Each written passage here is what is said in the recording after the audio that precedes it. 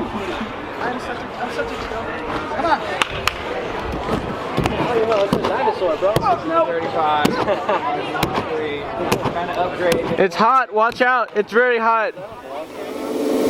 You guys have made leaps and bounds, and I know that it's a little more. We got to keep working hard to get the U.S. guys on board. We need to keep developing that younger generation that we're so dearly going to need in the future. So that's really what I'm trying to set my goals on right now, is to really get through the younger generation of the opportunities that could be in the future for them, as long as they jump on the platform, get signed up for the FTA, and hopefully they'll be able to be enlightened with all the new stuff we got coming up. Yeah, no, thank you. And it's been quite a journey, hasn't it? And these guys are now as almost like a young kid gets into puberty and then becomes a young man kind of thing, goes to college Yep. and enters the workforce.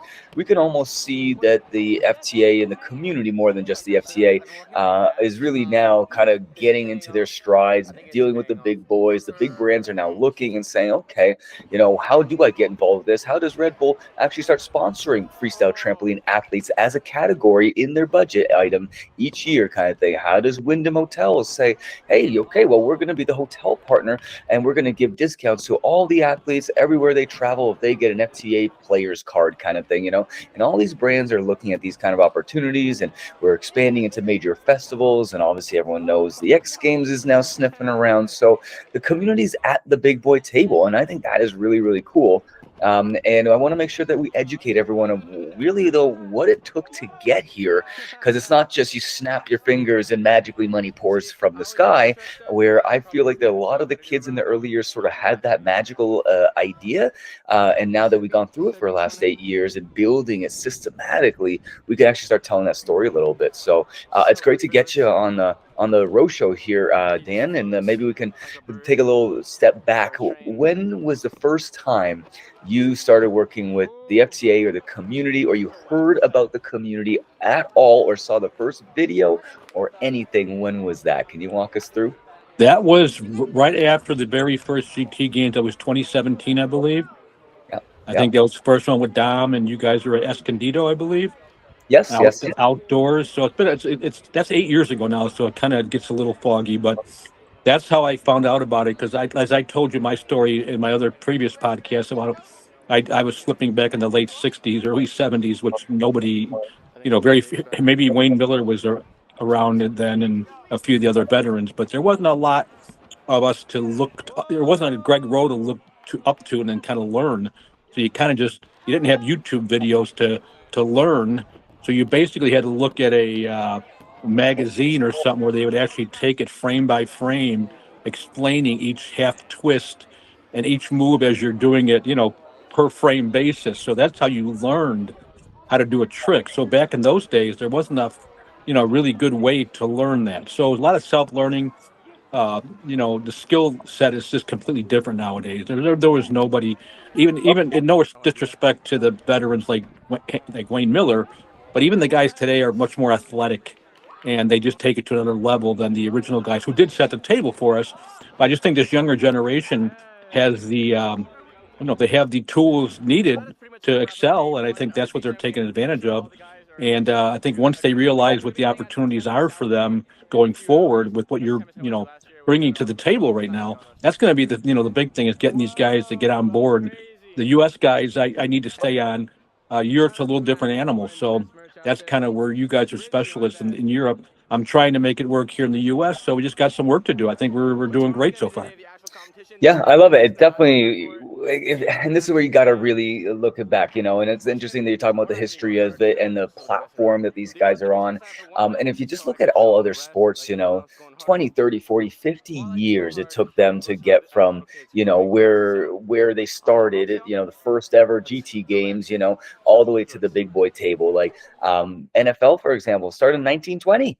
Right? You didn't start seeing broadcasts and things like that until the TV started getting invented in the 50s. That's 30 years of development before anyone really got any kind of notoriety and fame outside of their local friend groups, you know what I mean, with the sport. So when you look at it and say, well, flipping started in 2017 and we're only 8 years ahead now here, and oh my gosh, we're already, sitting with the big boys, that is actually a very fast timeline. And I think it's a lot because of the social media, which I think does get back to your original point where you didn't have social media in the 70s and 80s. So you had to sit down, you got to think, okay, how do I go picture from picture? You had to do a lot more mental mapping of everything, way more than these kids now. So I think what happens is that you see these young guys, they watch videos on YouTube since they're 6 years old, if not younger, and they're already mapping things out because they're getting a visual stimuli that you guys back in the 60s, 70s, 80s just were literally not really getting.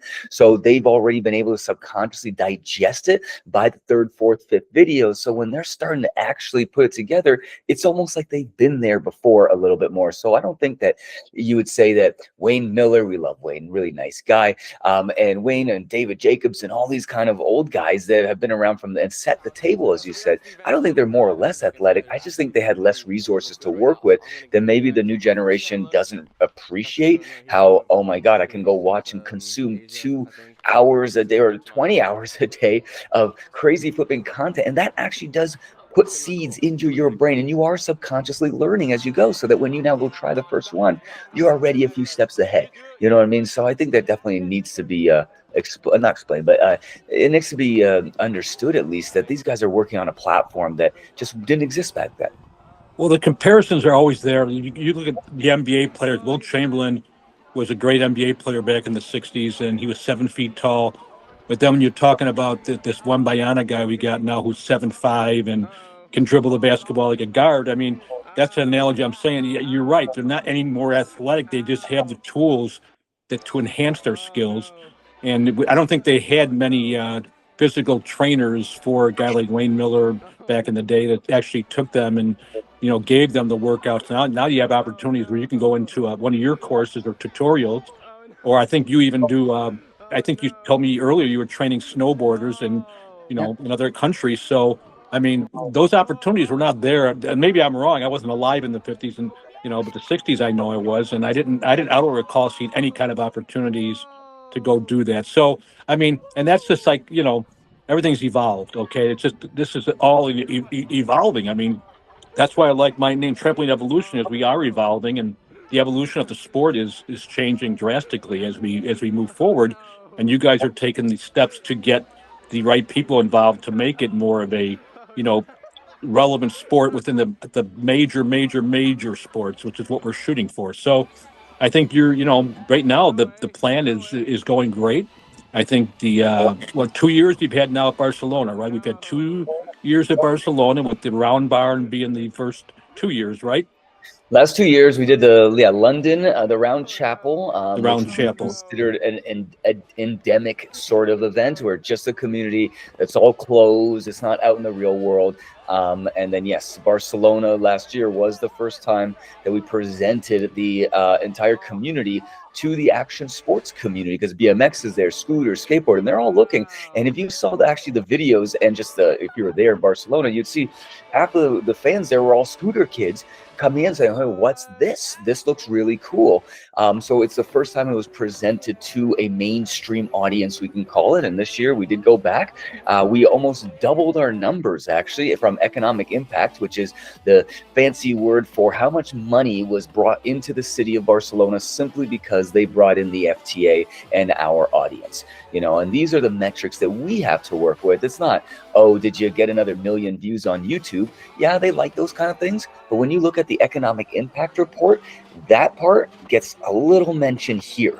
The rest is how much are they spending on hotels? How much are they spending on rental cars? How much are they doing this locally in the city of Barcelona that they literally wouldn't be doing otherwise? When cities want to bring in new events and festivals and fund them, and basically Barcelona funded about 85% of our costs, simply because of that. That's the metrics we're working with. And I think a lot of the flippers don't understand that. They go on TikTok and YouTube and say, well, Mr. Beast got 100 million views and he's rich and famous, so therefore that's what we need to do.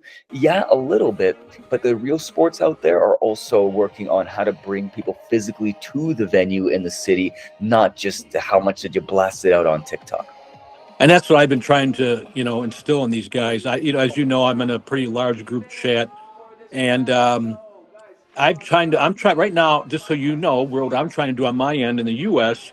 is trying to solve a small problem we have, which is not a major problem, but I think the philosophy of monitoring each other within, and maybe you can give me a little self-evaluating each other as far as the execution. Execution's a major part of judging when it comes to these events. Finishing your trick is really important. So, we do have some guys in the community that rather than give constructive criticism for, hey, you didn't, rather than saying, hey, you didn't complete the trick, you should take that down. I think more of a constructive way to do it would be, hey, you're doing great. Okay. I think that looks great, but maybe to finish that and you go on to Greg Rowe tutorials if you want to learn exactly what that means. And Greg is probably going to be, assigning other people that do tutorials in the future, I'm assuming. And these guys need to just pick each other up and just tell each other, hey, that's a great effort. And you got this thing, you're there, but not to. So I think that what I'm getting a little bit is they're monitoring each other pretty close, but maybe a little too much. So maybe I can do a message to the guys and tell them, hey, I love what the communities do. I love the fact that we're getting younger generation in there. And I think you got a lot of tools. These guys, we just got to keep emphasizing the tools are available because with your tutorials, and I don't know, you've got a library, probably it's mind boggling with all the stuff you've done, over the years. So they should be able to find any element within the sport within your tutorials. So I'd like to do, with your permission, like to do a little post and saying, hey, you have great opportunities out there, guys, to learn from the best, the guys that did it way before you. And maybe you can't do, a quad or I think a lot of you guys are trying to get to that level where you're doing all the tough tricks to get to Barcelona. But I think we got to tell them, hey, there's a lot of steps that go before that, a lot of training. How long did you try? You started training what, at 8 years old? 5. 5 years old. Yeah. And that's the thing. These guys don't realize that you started. They think that, Greg Rowe was just some guy, born to just be a freestyle trampoliner. I go, no, he was actually born as a traditional athlete. Okay, I within went the through the sport. whole system, step by And- step, had coaches and everything. He's created this element. And I do enjoy the comments from your buddy Jamie Lapidus, I think is his name. Yeah. Great guy. And I Yep. think he's got the right idea. He knows what's going on. I think we get more and more people that have that type of, view of it. I think we're just going to keep growing. I mean, I'm excited about, I'm getting old. I hate to say it, but I am. I'm getting old. I'm not quite, the OG's age, but I'm getting up there. But I did a post recently with Colby Iverson, and it was his last post I think he did until he kind of went into retirement. And I look back, and I want to tell these guys, go back and look at Greg Rowe videos. Go back and look at Colby Iverson. Go back and look at, now you have Flips by Robin, and you got, Sebastian, and you've got all the, Evan Roca. You got these guys that are great role models, and that's going to keep evolving because the Evan Rocas of the world, they're going to be close to your age soon, and they're going to be, probably working with you and doing other elements. So we just got to keep that younger generation. That's what I'm really working hard on, is getting these young kids to kind of jump on board and to be part of this. So I think between what you're doing and what you're offering to all these guys, and the U.S. guys I'm going to keep working with them. They are what you said. Social media, I don't understand because I guess I was not a social media guy. You probably grew up with it. I did not, so I don't understand it all. But I know. I'm not a fan of it. I'd rather do my backflips in the boardroom and whip up new businesses and stuff like that. I don't really care about dancing on TikTok for a few views, to be honest. It's just not my thing. Well, I mean, you need to. It is a valuable tool if it's used correctly. Yeah, some people use it. Like Colton Merrifield. He's a very good influencer, and he's very involved still with the sport. And I know he was telling me that he's been getting on these guys about, hey, if you want to get, you read Greg's message, you want to get to that next level, you got to put the work in it. This is not by osmosis. This is not a naturally occurring event here. Okay, there has to be some work. Last I checked, it requires work. Okay, anything worthwhile requires work. Colton has made a living for himself off what you're teaching. He is making a solid living off what you're teaching these guys to do. And he's been using that. Maybe I think he'd be a good guy too to get on one day because he really has a good view of what we're trying to do. So, I mean, but I chatted with him the other day, actually. He was doing TikTok shops and stuff like that. He's making some decent money on all that. So, yeah, and I'm with you 100%. If you can utilize the tools that you have, and you should be utilizing these tools. I never had these tools when I was a kid, or I would have been using them a lot more. But I think go back to something you said, and I think that's really the big point here is that, when we first started with these guys, a lot of them kind of had stars in their eyes and, oh my God, I'm gonna become a trillionaire overnight. And mom and dad were actually the part of the problem sometimes, not all the time, obviously, but the whole community was so young. They didn't know what was happening. They didn't know that it would take work. They just sort of thought, hey, you're going to snap your fingers and just make magic happen. They don't realize I'm working 20 hours a day for 8 years, every single day, never taking a day off, just try to kind of build this thing because this is my passion project for my sort of career, and I don't think they really realized that part. They just sort of thought I could just come in and I had magic, bags of money from God knows where, that I was just willing to just give to them for free for a couple posts.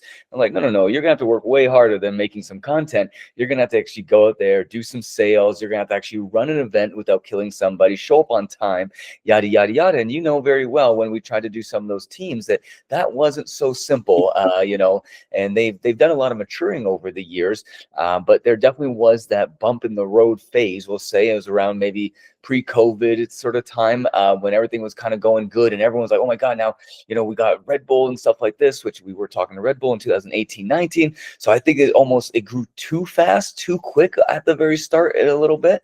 And all of a sudden, everyone thought that they deserved a big chunk of it when really a very small handful of guys and girls out there were actually doing the heavy labor of actually hosting events, running them, getting the insurance, and doing the structural components that they didn't see that was happening. They just saw viral video equals millions of dollars. They didn't see that, well, you have to go and figure out how to fill out an insurance report form, even for a busted ankle, and this and that. And they weren't even trying to pick up those parts of the business. They were looking at just, how do I quickly just do what I'm already doing? I just make some videos in my backyard for fun with my buddies and get millions of dollars for it for free without ever having to work hard. And I think they realize now that, no, guys, you all have to pick up the pieces. You all have to do a certain portion of it. And like you said, constructive feedback is absolutely necessary. You like B.F. Skinner always says, a famous psychologist, catch the animal doing something right. Don't just beat it down when it's not performing perfectly. That goes for the FTA, that goes for the brands, that goes to the athletes, the parents. Even parents aren't perfect. Parents are making mistakes just as much as the kids are making in many respects, right? So instead, we want to find where we are doing something right and highlight that as a community and then build on that, not just beat each other down when something doesn't go perfectly, because there's no brand in the world that does. They're all actually very messy behind closed doors and put on a nice face on social media. But I talk to so many of these brands, they are an absolute mess behind closed doors and have no idea what they're doing. I just heard a story from one of my new potential production teams, how they work with a brand that will not be named, a very big brand worth something like $3 trillion, and they can't even figure out a long-term content strategy with millions of dollars being poured into it, and they can't figure that out, and they've been around for decades and decades. So I think there needs to be a reality set that everyone is learning as we go, but we can learn together. And I think you're doing a great job in America doing that, Dan, so we really appreciate that. Well, I think that there's a lot of work to do ahead. I'm looking forward to all the upcoming events. I know that the Nationals is going to be next September again, the World Championships, and I know that's always a goal for people is to get to that level. And I think that with the event that I've got coming up around New Year's, that's going to be a qualifier where they get to go, the opportunity to get a spot. And I'm hoping that we get more people. That it sounds like we're going to have a good turnout. So the U.S. you got your dedicated guys like any other place. I just think that what you're doing for them is amazing. I just wish they would kind of take the time and everyone's. And I think the terminology is, my girlfriend says all the time, is people look through rose-colored glasses.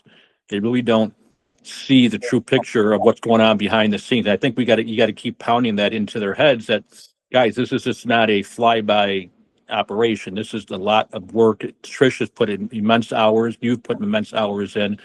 Then you've got your existing board that's doing so much for you. So I just want these guys to appreciate what they have and to utilize the tools they have. And instead of being so focused on the dollar signs and the social media aspect, but rather into what it's going to do for them in the future. So they have opportunities like you talked about earlier Tramp Wall is another opportunity. The Cirque du Soleil is an opportunity. All this stuff kind of just, you know, goes into one aspect. It doesn't just limit them to one thing. There's so many opportunities out there, but you know, I think that we just got to keep on offering those. Hey, you know, Cirque du Soleil is a major. Last I checked, it's a major operation. Correct? Oh yeah, multi-billion-dollar company. We actually did a podcast with Charlie. He's their head casting Oh, director. So wow. we have a podcast with him on the Roe Show season 2, the business of flipping. And this is where the business of flipping, the season 2 here, what we're doing is really getting into that business, like what you're talking about. And yes, you know, everyone wants to be Mr. Beast and just get lucky. And you know, and I've seen the documentaries and stuff like that. It wasn't luck. He obviously puts a lot of work into it, but I don't think that most people understand that there is definitely a foundation of, oh, I got lucky with this one video because the algorithms that I'm not in control of did push it out. But there is a science to it, obviously, but not everyone can be that, because the content field is just so saturated with so many different people all thinking that they're the next Mr. Beast, that when 99% of the influencers out there realize that even if they have 1 million followers, it doesn't mean that much anymore these days. You know, back in the early days it did. Then they're going to start looking for these other alternatives if they want to stay in the flipping community. And I think we can offer them and say, hey, look, you have a pathway. If you like doing shows and you like generally performing, maybe Cirque du Soleil is for you. Here's how it works. Go talk to Charlie. You have a direct contact through the FTA to Cirque du Soleil. All right, well, let's talk to Brian about media. If you guys maybe like, because a lot of the guys are videographers. So we'll have Brian Mahoney on our podcast this year as well, coming up soon. And he's going to be talking about, well, what does an ad waterfall look like? When you see something on Paramount Plus, how does the revenue get divvied up there? How much does it cost to actually do a production there? What is the team like? What happens? You know, so at least they can learn what's going on through the FTA, and then they can pick the pathway. Is it event organization? We have lots of production teams that produce major events like the X Games, and they're doing it with, you know, $20 million budgets, and they're going to be talking to the community saying, hey guys, how does the X Games actually operate their X Fest, for example, which we debuted with Akon this year. So these are all the contacts we already have. So what we're going to do is streamline that educational pathway, not just about how to do flips. We already have that in a bag. And you said that, Dan, yeah, we have libraries, and there are flippers making more libraries all the time. Right now, we got like 3 different playlists being made by flippers. So that's always just going to grow and be accessible. But now the thing that is not accessible to this flipping community, and most kids that are, you know, 18, 19, 20 years old, they're not really kids anymore, but they're still very young and their brain's not fully developed yet, is a business pathway of how do we actually make money at the thing that we like? Because that's what everyone always asks. How do I turn my passion into a career? And that's what this season is all about. And this is why I wanted to have conversations with leaders of the community talking about that business side. So this, I think we just need to be able to outline these pathways through the FTA, because it's systematic. Board of directors is helping with it. They're all community members like Evan Rocha and Lako from Berg and Marcus from Akon. These are all sitting on the same board. So they're not fighting. They're not competing, which in many ways they kind of were in the early years, right? But now they're all put that sort of aside and said, guys, for the greater community, we're all going to work together to establish the FTA as a for-profit sports organization. What has recently happened, which is a bit new development, is that is now kind of becoming separate from GRT Network. GRT Network Incorporated, which is a legally incorporated company, that has been for many years actually, we just never told anyone about it, has been always the commercial arm. I'm here in my so-called GRT tower building different investments. I'm tinkering around, looking out my nice little window here at the whole kind of community layout of what's happening everywhere. What's happening in the Middle East? What's happening with fund managers over here? What's happening with esports and gaming, which is a huge initiative, obviously, we're driving.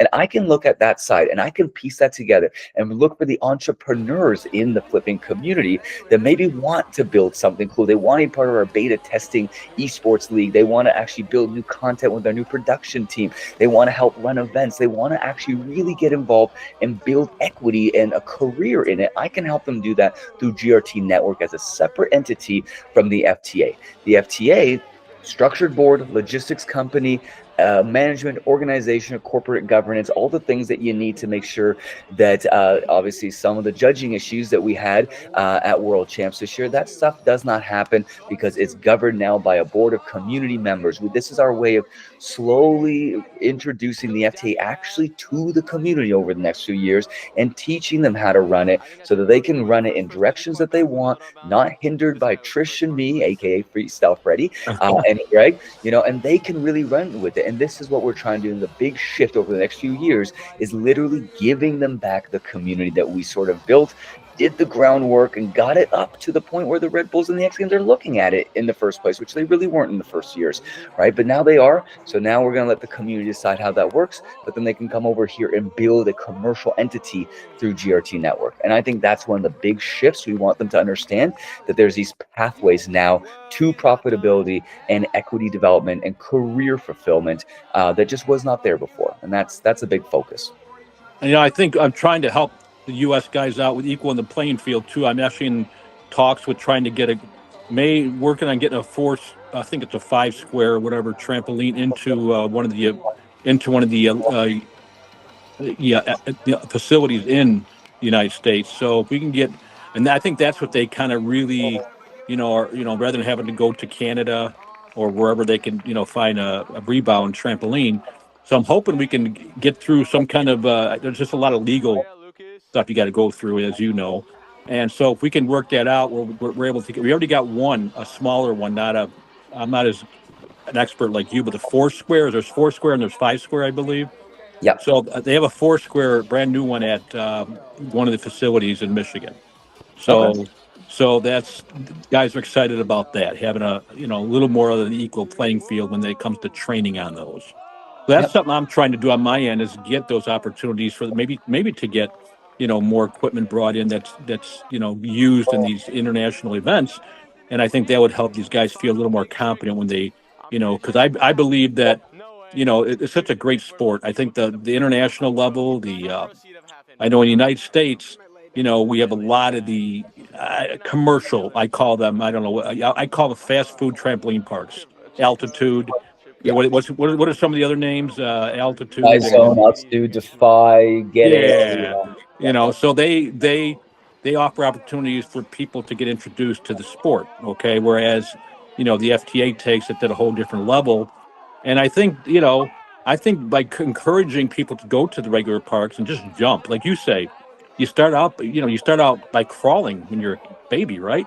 Work your way up to walking. I mean, that doesn't mean you can't, the biggest questions I get on my, trampoline evolution is, I can't do that because I'm not that skilled. Well, of course you're not that skilled if you haven't worked at it. You got to start somewhere with a seat drop or a back drop and work your way up to one flip. And, I'm just saying there's opportunities for these guys to start from scratch and to learn. And there's not really an age limit. I mean, you can be in your mid-teens and start, right? I don't think you have to be 8 years old or 5 years old like you.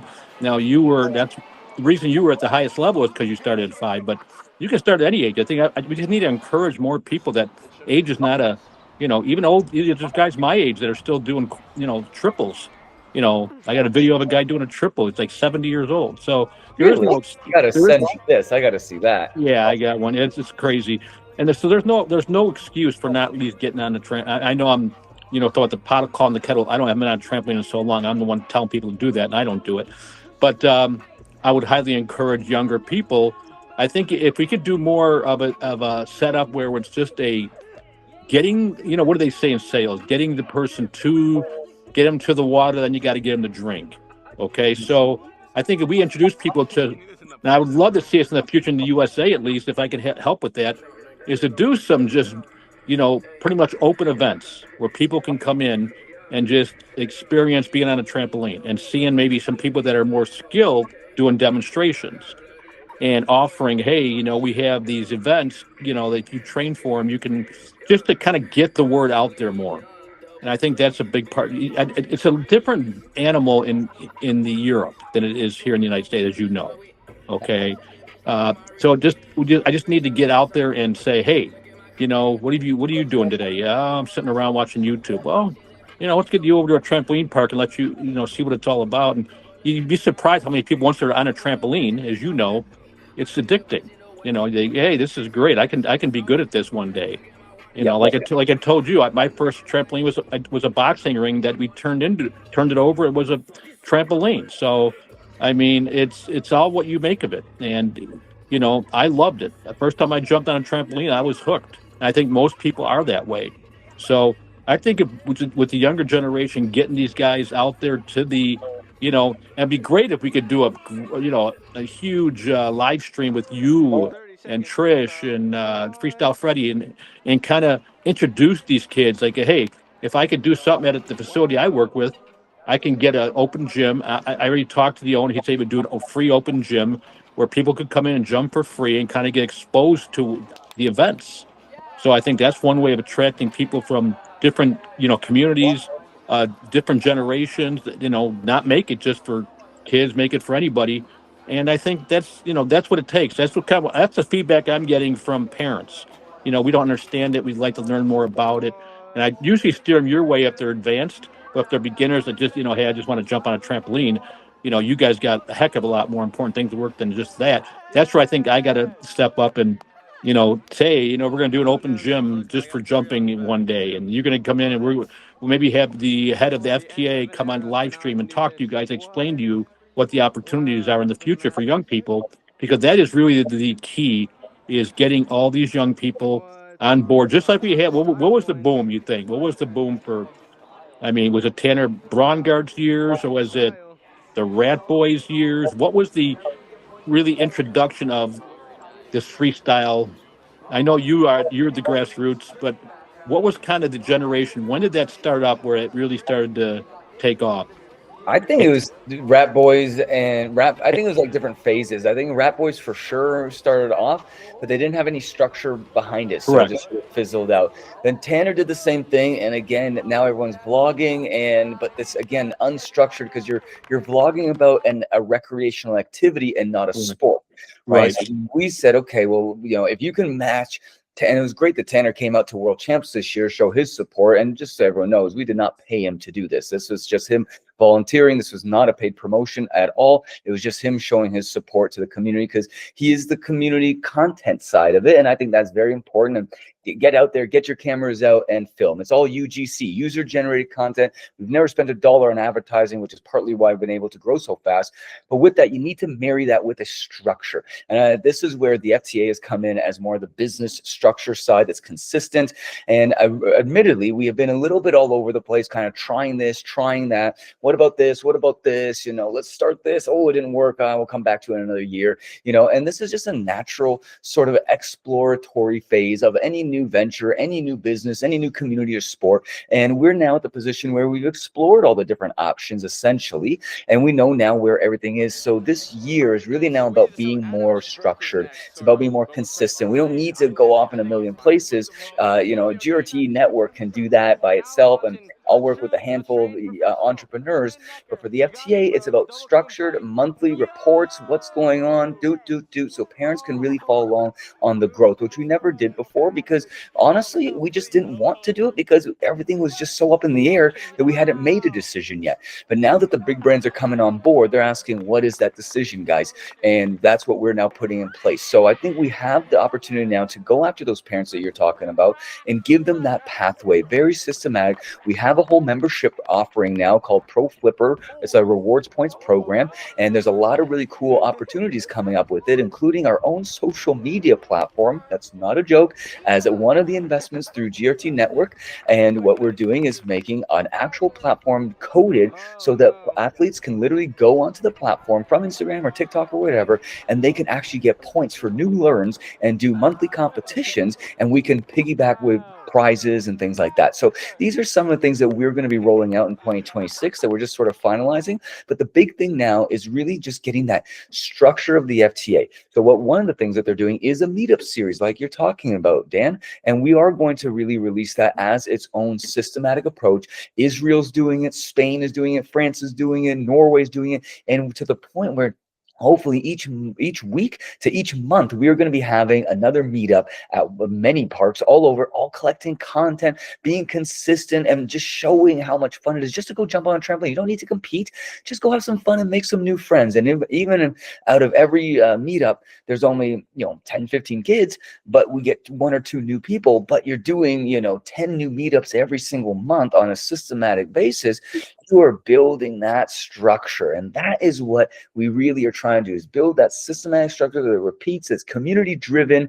And then I can be over here teaming up that structure then with big brands and big networks and IP licensing agents, which are literally people we work with on a regular basis, and this network and that network and this production studio. But that what they want to see is the FTA tick away for a whole year, 2026, as a structured system with memberships, parent volunteers, and a monthly newsletter that comes out. And that's what we're doing. So if we can start passing that information around to everybody, which from what I know is launching within the next 2 weeks officially, ready for December, I think, is the official launch date of everything that's happening, including esports and social media platforms and this type of new event. And where GT Games US, spoiler alert, it's moving. We have an official location now that the kids are going to die for, right? And it's not the X Games quite yet, but it's another place that's a big festival that they're going to absolutely love. So, these kind of things are going to be being released over the next month. And it's going to be a whole new structured FTA, and then allowing GRT network over here to build cool new things. And only when they're ready to go and deploy through the community, then does it go through the FTA. And I think everyone's going to like that new restructuring, and that's going to allow a lot of people to get involved in various ways that I can see it from their perspective. They just didn't know how to do it. They just were like, wait, all of a sudden we're here and then we're over there. And then this is happening. Wait, what's going on? I guess I'm not going to do anything.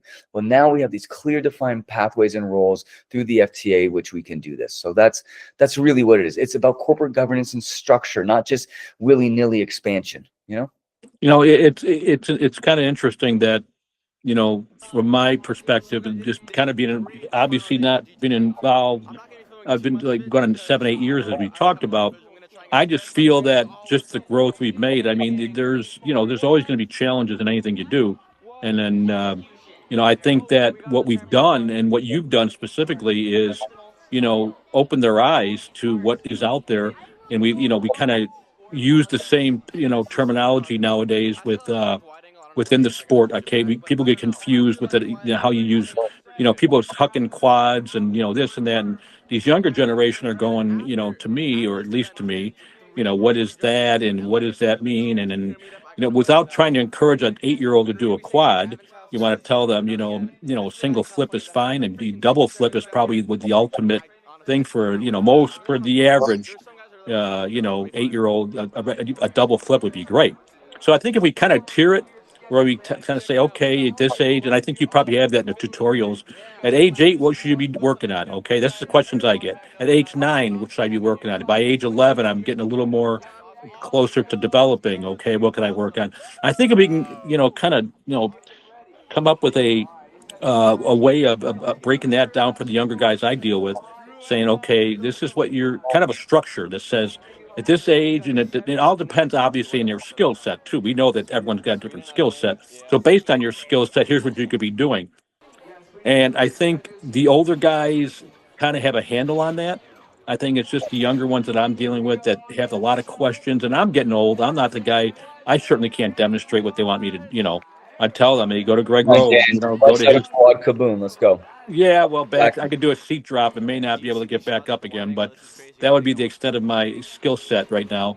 But I think that's a really important aspect of it is, at what tier are you at? Okay, are you a novice? Okay, are you a beginner? Are you intermediate? Are you, advanced? So I think by not many people other than the people in the community that we work with would have, or the older guys would be able to tell someone that.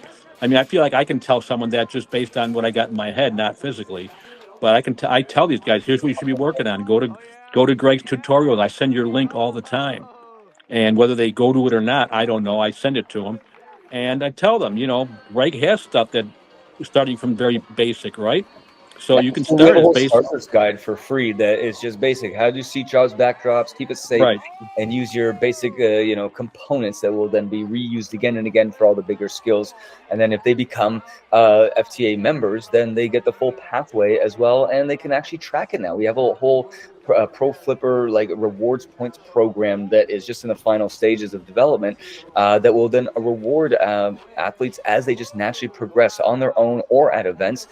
So yes, this is all what we've been working on over the last actually couple of years in development is taken to do it, because it's not small to develop an actual whole global pathway for all these different athletes, right? So yes, we do have all this. And Dan, and once we get offline here, I am going to send you a bunch of stuff, and we will make sure that you are properly equipped for all these athletes. And maybe what we can do is start just a new juniors category group that where we can just start fresh. I can jump in there and chit chat with them a little bit, plug in some of those links, and just kind of get a discussion going. I think getting just a normal discussion is usually step number one, and then they can kind of think, oh, what about this and what about that, and they can bring in their feedback, because then us at the FTA, we can look and say, oh, Johnny Flips had a great idea about this. Can we do this?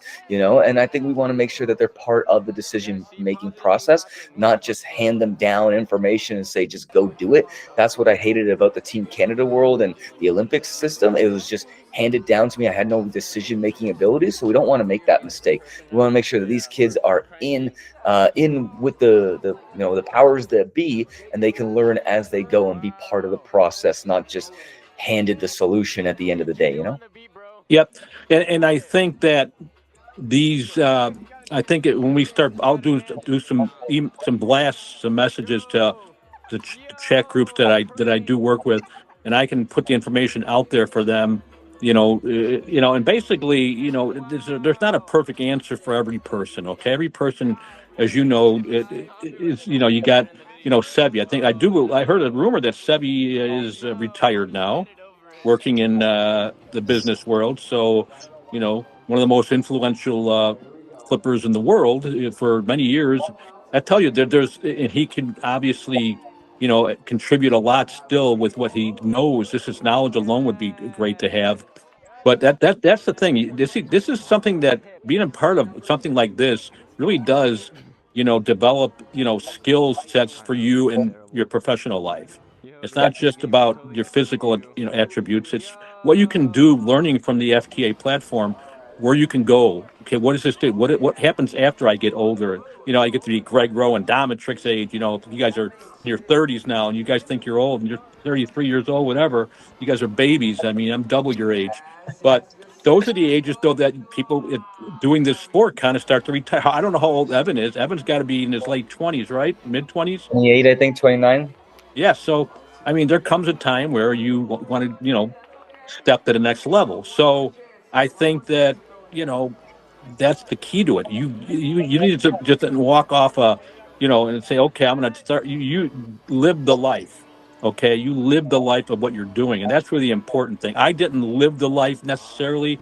I learned from the School of Hard Knocks that there was a sport, the trampolines, and you guys. And I, like I said, when I found you, it was like I was on Instagram because all my grandkids and stuff like that try to reach me on Instagram. I'm not a social media guy. I didn't have any Facebooks, whatever the heck, face plant, whatever they called it back in the day, whatever Zuckerberg started with, where he's taking college people and putting them on a platform, and then they would I remember. Yeah, it had some weird name. Yeah. face smash or something like that. So it was.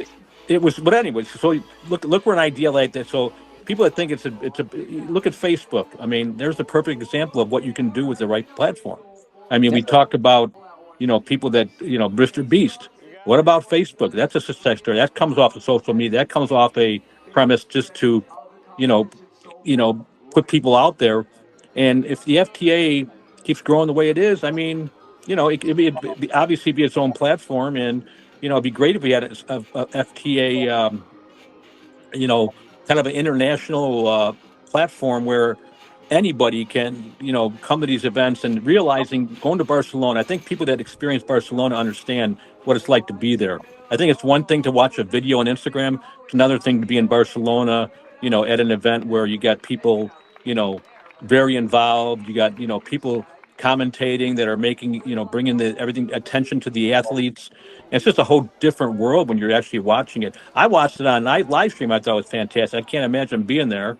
And one day when I get over my fear of getting on an airplane, I will make it out there one year before I die, hopefully. So I say it every year, but it hasn't happened yet. So who knows? But I just know that watching that, I watched the entire live stream. And I know I shared it with other people that, parents, I go, this is what they don't understand what's out. I go, here's what's out there. They said, oh my God, my kid's not that good. I said, that's the biggest misnomer is your kid doesn't have to be Evan Roca. That's where it gets confusing for these younger ones. They go, oh my God, my son can never do that. Well, right now he shouldn't be, and he probably can't do it right now. But this is the whole premise of what we're doing. I go, this is the ladder. There's a ladder. There's a stepping stone here.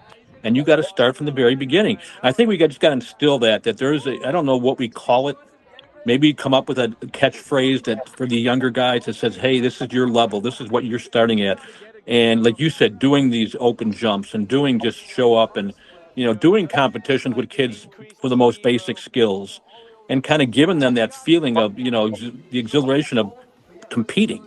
And I think just showing people how to compete and what competing means at a friendly level, I think that's going to take the fear element out of these younger guys. So I think it's a double-edged sword because they see the kids doing these stuff at the Barcelona, but the beginners kind of get, lost in translation. Yeah. So Yeah.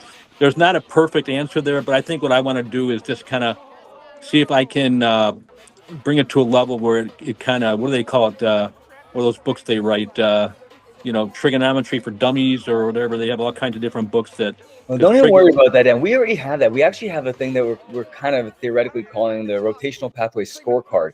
So what happens is that the athletes, the juniors, any level athlete, they start off with a starter's guide. It just says, here's some basic safety stuff. Check your equipment, yada, yada, yada. It's all professionally made videos, narrated. Everything is good. And then at the end, they can download this little this scorecard. There's a digital version. There's also a written version. And they literally can just go on, and as they're learning new stuff, they just kind of keep it as their scorecard. Every time they make a video, they can submit it to the FTA, and then when they submit to the FTA, we approve and say, hey, yeah, new learn. You did it with no hands touching. Awesome. Here you go. Here's Pro Flipper rewards points. Doesn't mean anything quite yet, but you're collecting these points as you kind of go. And when you then get to your first competition or to your first big milestone, then you'll be able to cash that out and actually get discounts on trampolines, merchandise, and a whole plethora of, maybe that word doesn't translate, a whole range of different opportunities in terms of actual rewards, that physical rewards that you would get in the real world. And that is, again, launching for 2026 through our own technology teams. We are becoming digitized. So all of this is coming up. And so, Dan, you and I are going to have to talk a little bit more offline a little bit, because we are ready to go. We have set up all of this. It's actually taken a year to develop it, which is why we haven't talked about it. But in 2026, we are launching all of this. And there's a manual version that's simple for, those who are not so tech savvy. But then there's a digital version that will be launching by February 2026 with full experience points on its own dedicated platform. It's going to be super cool. So look out for that, guys. And Dan, we're going to definitely chit-chat and coordinate with that and meetups and everything. And this is where I think we're in a good position. And it's, again, not about flashy stuff. It's about actually getting back to the heart of the community, structuring it in the first way, and then be able to make those little baby steps, or degree by degree, as I say, in our educational pathways. And we are in a position to be able to do that. Well, I'm excited, and wherever I fit in, however you would like to have me helping out, I'm 100% always in, as you know. And when I get through my moving here, I'll be even more available. So hopefully I'll be doing my next one with you, Greg. I'll be doing it outside by the lake. So I think it'll give you a little bit of, it's never going to be able, I don't get to see Harry Potter flying through my window. So you got a little more of an advantage that I have, but I would have the lake behind me. So hopefully our next one will be with me sitting on my chair, having my favorite cold ice water and lemon, and then just talking to you as we're doing our little, what I call is the key to the future for this sport. And I think that these guys, like I said, just to finish up, these guys in the U.S. are really starting to realize what's there. And I think that's the biggest impact you've made, is that I see more of them interacting with each other, saying, wow, there is something out there. And my chat, it keeps growing. I keep adding new people that want to be involved with it. So I just know that we appreciate what you've done. I know that Trish is behind the scenes as usual. I don't. Is she? Where does she fit in the? She get to come up in the tower ever? You get Trish up in the tower ever or no? She's not allowed in my tower. No, no, no, no, no, Oh no. man. She's Okay. she's the president of the FTA now officially, and she Okay. works with the board there, the executive team, and the board directors from the community, and then the subcommittees there. She organizes all of them. She works with all the events, guys. And just as something for you guys who may not understand this, Trish, aka Freestyle Freddy, without Freddie, you guys would not be here. It is not me, it is her. She is the logistics behind this. If there's an event that has happened over the last 8 years, it is because she has done the contracts. She has made sure that the brands are fulfilling what they're doing. I'm out there building new networks and selling the event and raising capital. This might, Dan, you're going to laugh, but maybe a little bit of this, but we are officially under an investment round with some big investor types that are looking at this now, the way they kind of looked at Nitro Circus in the early years and saying, wow, okay, look at that valuation. We're doing the same thing. But the reality is that I've been able to help the community raise somewhere around, well, the community raised it itself. But if you're going to laugh at this number, but when we did a kind of a preliminary analysis of what's all the brands invested in because of this whole new wave, what are the parents spending each year to go to various events, to just travel around to different trampoline parks, whether it's for the FTA or just because they're now part of this community, and what are people spending, and what's the R&D for the trampoline parks and the manufacturers, and what are they spending? The number comes out from 2017 to this day, as of 2025, roughly about 2 weeks ago. We did the analysis with some of our financial guys, and it's about $104 million that the market is now valued at. And that's not money going into the FTA. Be very clear. That is money trading hands between the community members and a brand investing in a team and flying their team to bird record breakers, and then Gtramp investing in a 5 square and doing the R&D and the hundreds of thousands of dollars that go into that, and then the economic spend. You guys might not even realize this, but just as we're concluding here, I'll leave you guys some numbers. Barcelona, just that one event, brought in about $1.7 million just from the FTA people. And that was roughly about 600 people flying from all over the world, spending somewhere around $2,500 each for hotels, rental cars, things like that they would not be spending otherwise, Right. spending it in Barcelona. That's the economic impact report. And to give you a fun number that really highlights how fast we're growing, it is up 44.8% since last year. That is a huge growth. Yes, it is. Wow. 1 year. So that is the numbers that we're dealing with. And that's why the Red Bulls at head office are looking. They don't care that, one kid got, 100 million views on a video. Yeah, they can just press a button. I just was on a call actually with the guy who invented Red Bull TV back in 2003. He said their budgets back then in 2003 were $120 million for Red Bull TV back in the day. That's what the budget he was working with and his team. So when you look at that, those brands don't need your million views. They don't need that. What they're looking for is to associate with a new community that has story in it and is growing. Correct. And is worth $100 million at this point. Just after a few short years, they're looking that's going to become $1 billion industry. That's what everyone's looking at. That's what we are putting together. So you got to look at Trish as the one that's organizing those moving parts. When Red Bull's calling, they're talking to Trish and the board and the executive board, Brian and Ari and Tony and all these guys that you guys are going to be slowly introduced to throughout this Business of Flipping podcast series that we're doing, because we are ready to go. We have set up all of this. It's actually taken a year to develop it, which is why we haven't talked about it. But in 2026, we are launching all of this. And there's like a manual version that's simple for, those who are not so tech savvy. But then there's a digital version that will be launching by February 2026 with full experience points on its own dedicated platform.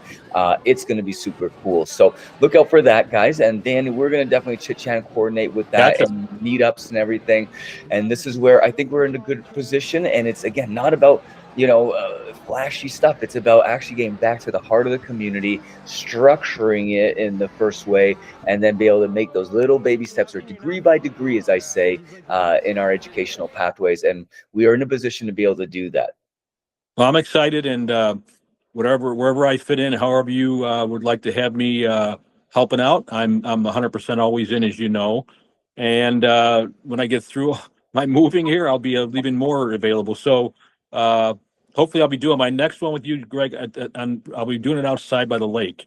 So I think it'll give you a little bit of. It's never going to be able. I don't get to see Harry Potter flying through my window, so you got a little more of an advantage that I have. But I would have the lake behind me, so hopefully our next one will be with me sitting on my chair, having my favorite cold ice water and lemon, and then just talking to you as we're doing our little what I call is the key to the future for this sport.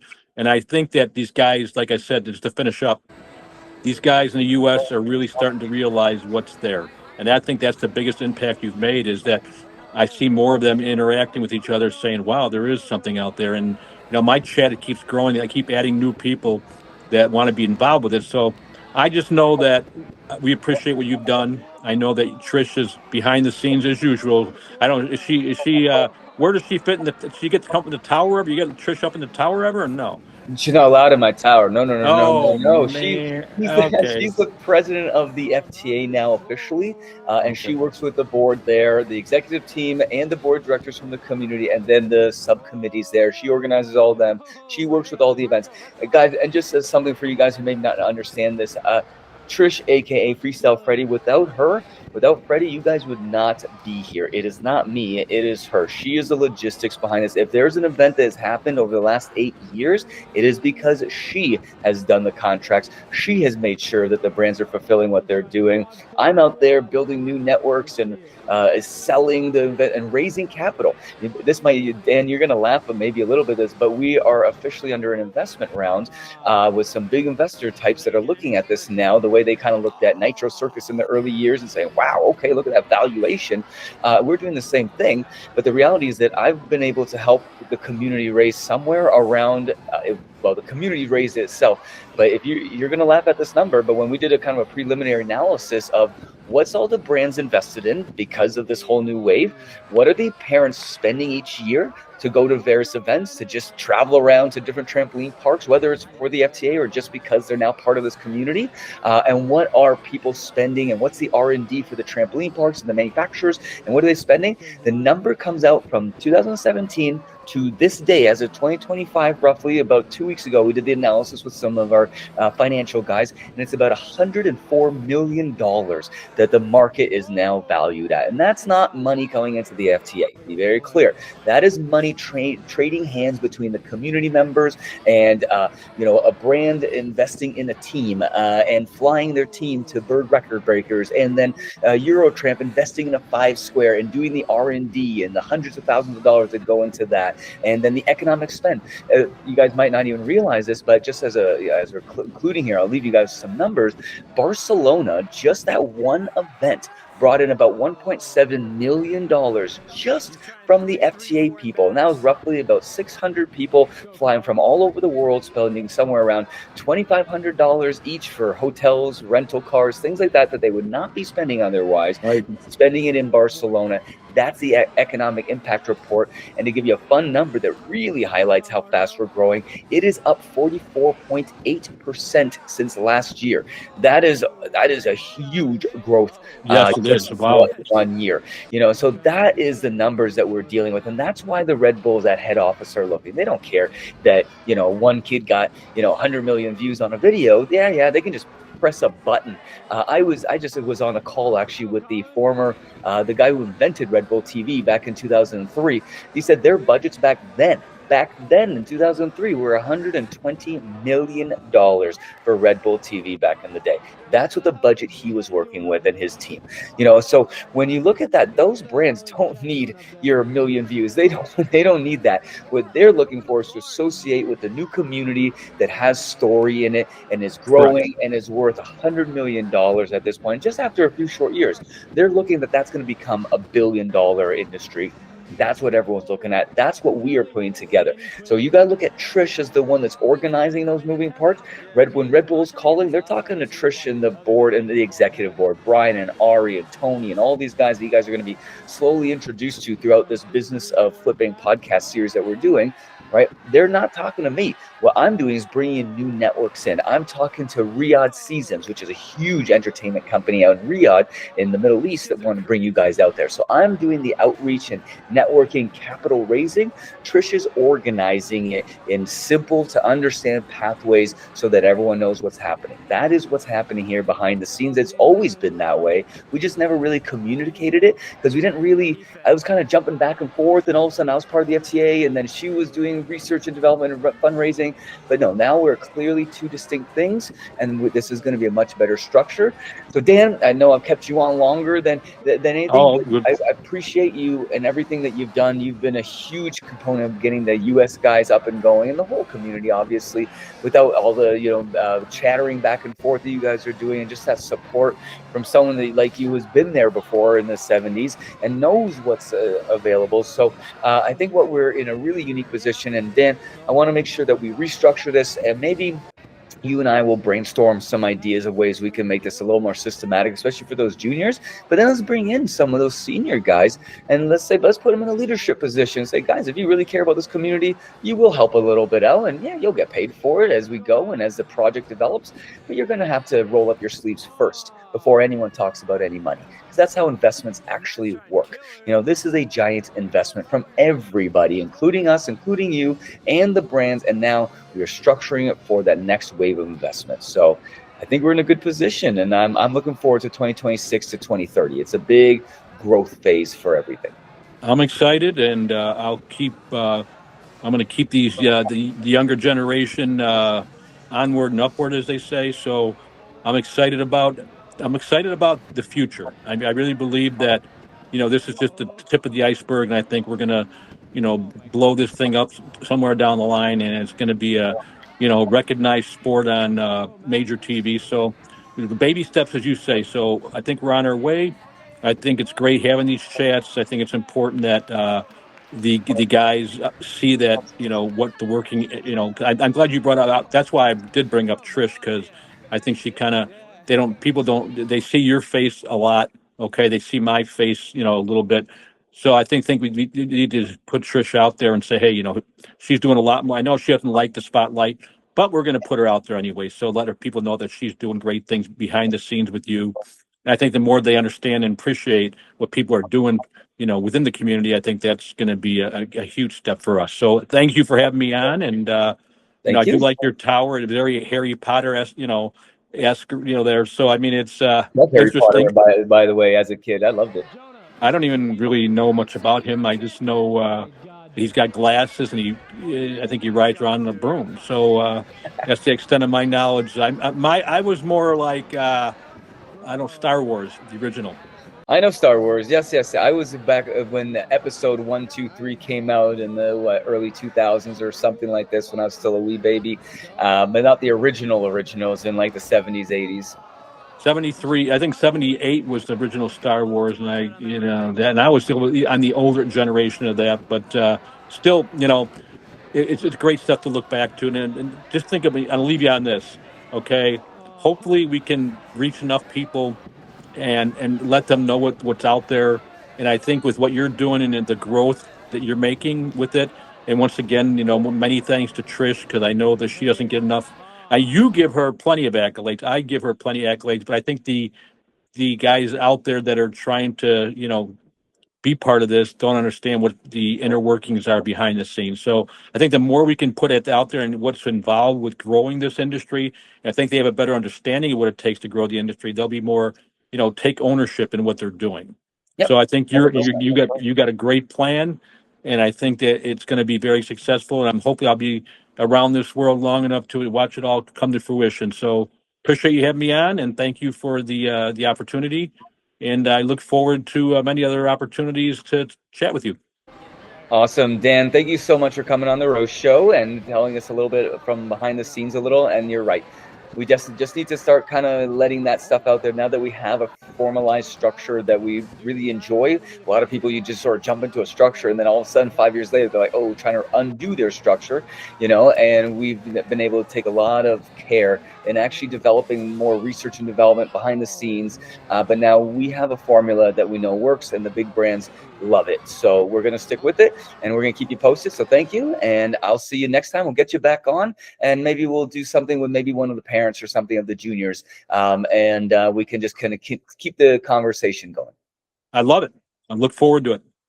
Oh my gosh. I missed the beginning of that, but he just tried to cast away off the air track. Yo, solid attempt. How do you do this?